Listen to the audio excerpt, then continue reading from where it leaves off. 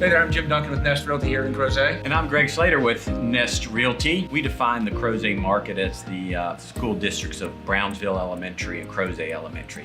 We gave you some stats in our last video, and we were talking about the fact that sales in Crozet were down about 10% at that point. Moving ahead, we're looking a little bit past the third quarter to the end of October, year to date. We're still going in the wrong direction. Now we're about 16% off. If we look at that a little closer though, because we also like to break out new construction from resales because we have so much new construction in the area, the resales are actually going in the right direction. While they were 11% off midway point, they're only 8% off now. The new home contracts were 6% off at the midway point, and they've moved to 10% off now. Now you look at the number of homes that were under contract in, I think July 18 we did the last one. At that time there were 90 homes under contract in Crozet and Brownsville. 69 of those, so 77%, were new construction. And now, mid-November, 77 are under contract. 51 of those are new, which means about 66%, 67%. So the percentage of new coming down, I think, is overall is a healthy thing. Because you have more resales are kicking in. And that's reflected by the fact that resale prices are up year over year from January 1 to actually 10/31 are up 8%. Resales are coming more in line with, or being improved by the new construction as the new construction moderates. And if you think about what we were talking about, looking back at the beginning of the year, the buyers were there early and the inventory wasn't. The builders picked up those sales. Our inventory showed up a little later, and we had a little bit slower summertime because some of those listings showed up a little late this year. And we're also seeing the inventory is really rising. 1 January to end of September, actually, inventory has kicked up about 28%, and closed sales to that point were down 23%. So as we're seeing more inventory come on the market, you also have buyers who have sort of stepped out of the market, I think in large part because of the prices and interest rates. What's really interesting though is if we take a look at the fact that sales year over year declining in Crozet and we compare it to Charlottesville and Albemarle, both of those areas are trending ahead of last year's pace still, and we're off. And so what we try to do is figure out what's going on in that regard. And when we look back over these numbers, over the last 5 years, we've seen steady increases in sales each year, and we've seen steady increases in pricing each year. Right. Honestly, if you line up the numbers for 2018 right now, they line up with 2016. We had a really strong 2017. We couldn't maintain that pace. Housing's not a commodity. I mean, it's not it's hard to look at it from a year-to-year basis as well because it's not something that most people buy in 2016 and sell in 2017 or 18. But I think that each of us are talking to sellers now who are looking at 2019 as the time to put it in the market.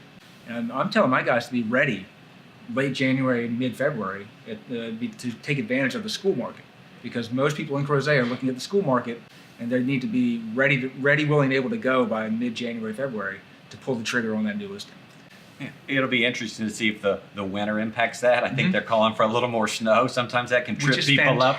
The buyers that are in the market and find what they want are going to pull the trigger. Well, the buyers who are looking at the spring market are looking now, so that when that house comes to the market in West Hall or Wickham or Old Trail, and they know it fits what they're looking for, they usually jump. So it's going to be interesting to see how that plays out with more inventory in 2019, as I think we're going to have.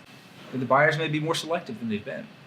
Yes, all signs point to more inventory. We've continued to see an upward pressure on the cost of construction. That hasn't let up yet. So as that premium for new construction continues to grow, it's just going to be very important to price your home correctly and get it in the right condition and make sure you present it well, particularly if it has energy efficiency features and things like that, because you're competing with new construction. Buyers are looking at the total cost of ownership, energy bills, as well as transportation costs to get to Charlottesville or work at home or what have you. So they're looking at that total nut every month. What do you think for 2019? I think it's going to be fine, and it's going to feel more stable. I think a little softening of values and a slowing pace this year is just going to bring a little more reality to the market.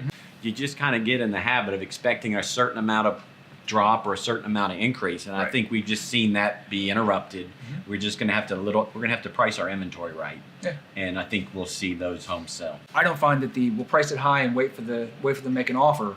You don't get that offer. You can get a little more specific in your community and see what the average days on market is, and make a plan to stay within that, because when you get too far outside of the expectations of the market for a home to sell in a community, it becomes a strike against you. Year to date, 2017 versus 2018, Old Trail actually has the same number of sales, 74 year over year.